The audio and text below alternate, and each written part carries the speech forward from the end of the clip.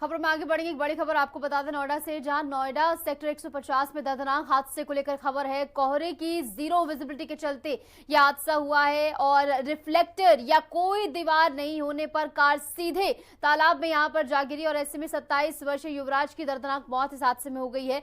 प्रत्यक्षदर्शी ने कहा कि सरकारी महकमे की लापरवाही से यहां पर युवक की जान गई है। 2 घंटे तक युवक मोबाइल की टॉर्च जलाकर लगातार मदद की गुहार लगाता रहा। एसडीआरएफ एनडीआरएफ की टीम ने कई घंटों की मशक्कत के बाद शव को यहां पर निकाला है और ऐसे में शव को कब्जे में लेकर फिलहाल पोस्टमार्टम के लिए भेज दिया गया। रेजिडेंट्स और परिजनों ने नोएडा अथॉरिटी पर लापरवाही के आरोप लगाए हैं। कोहरे के चलते नाले के पास कोई दीवार यहां पर नहीं थी और दीवार न होने से कार सीधे यहां पर नाले में जा गिरी। परिजनों ने लिखित शिकायत इसके चलते पुलिस में दर्ज कराई है। नॉलेज पार्क थाना क्षेत्र के सेक्टर 150 का यह पूरा मामला है, जहां पर विजिबिलिटी बहुत ज्यादा कम होने के चलते यहां पर कार जो है वो सीधे नाले में जा गिरी और ऐसे में अथॉरिटी पर लापरवाही के गंभीर आरोप परिजनों की ओर से लगाए गए हैं, क्योंकि यहां पर किसी भी प्रकार का रिफ्लेक्टर या कोई भी दीवार यहां पर बनाई नहीं गई थी, जिसके चलते कोहरा इतना ज्यादा था कि आगे क्या है ये दिखाई नहीं दिया। इसके चलते सीधे कार जाकर जो है नाले में गिर जाती है।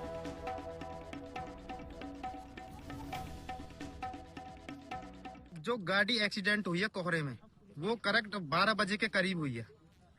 गाड़ी गिरने के बाद पानी में लड़का 1 घंटा से 2 घंटे, लगभग 1 घंटा 45 मिनट तक लड़के ने खूब अपने बचाने की गुहार लगाई है कि भाई मुझे बचा लो, किसी भी तरीके से बचा लो।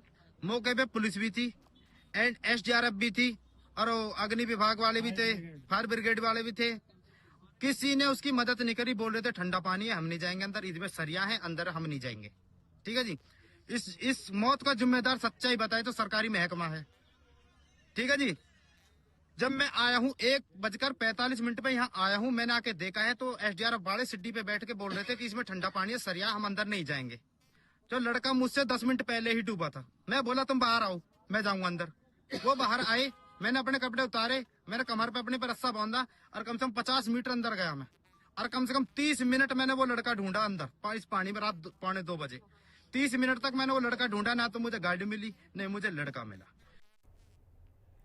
इस बीच हमारे साथ हमारे सहयोगी महेंद्र माही जुड़ गए ज्यादा जानकारी के साथ। महेंद्र, कई बड़े सवाल इस घटना के बाद अथॉरिटीज पर खड़े हो रहे हैं। जो प्रत्यक्षदर्शी हैं उनकी ओर से साफ तौर पर यह गंभीर आरोप लगाया जा रहा है कि यहां पर एनडीआरएफ और एसडीआरएफ की टीमें मौजूद थी, लेकिन इसके बावजूद महज ठंडा पानी होने के चलते यहां पर युवक को जो है वहीं पर रहने दिया। लगभग 1 से 1.5 घंटे तक वो गुहार लगाता रहा कि उसे बचा लिया जाए, लेकिन उसके बावजूद तमाम अथॉरिटीज यहाँ पर जो मौजूद थी वो महज मूक दर्शक बनी रही।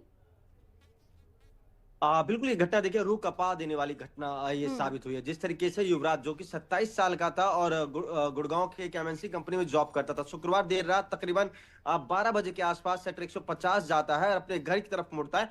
अचानक क्योंकि कोहरा बहुत होता है और बार बार ये एडवाइजरी भी जारी की जा रही है कि कोहरा बहुत है, ऐसे में प्राधिकरण की लापरवाही, सिस्टम की नाकामी और भ्रष्ट लोगों की नाकामी का शिकार होता है। और 27 साल का जो युवक है राजवीर, ये अब इस दुनिया में नहीं रहे, क्योंकि देखिए रिफ्लेक्टर नहीं था और सामने जो मॉल का बेसमेंट उसमें पानी भरा था और उस कोहरे के साथ जब वो गाड़ी आगे लेके जा रहा था तो उसमें कोई लैंडमार्क नहीं लिखा था कि आगे कंस्ट्रक्शन साइट है, आगे पानी ज्यादा है, आगे नाला है। इस तरह की कोई एडवाइजरी या कोई साइन जो बोर्ड होता है वो नहीं लगा और सीधा जो युवक है वो पानी के अंदर अपनी गाड़ी के साथ एक तरीके से चले जाता है। ऐसे में वो फोन करता है सबसे पहले अपने पापा को कि पापा मुझे बचा लो, मैं अभी जीना चाहता हूं और यहाँ मैं पानी में डूब चुका हूं, मैं निकलने की काफी कोशिश कर रहा हूं, मैं नहीं निकल पा रहा। ऐसे में सोचिए उसके पिता मात्र 15 मिनट में उसके पास पहुंच जाते हैं, मगर नाकाम सिस्टम, नाकाम भ्रष्ट अधिकारी जो लाखों की तनख्वाह लेते हैं वो मौके पे नहीं पहुंच पाते। तकरीबन 1.5 से 2 घंटे बाद बेचारा जो युवराज है वो दम तोड़ देता। सोचे किस तरीके से लापरवाही की भेंट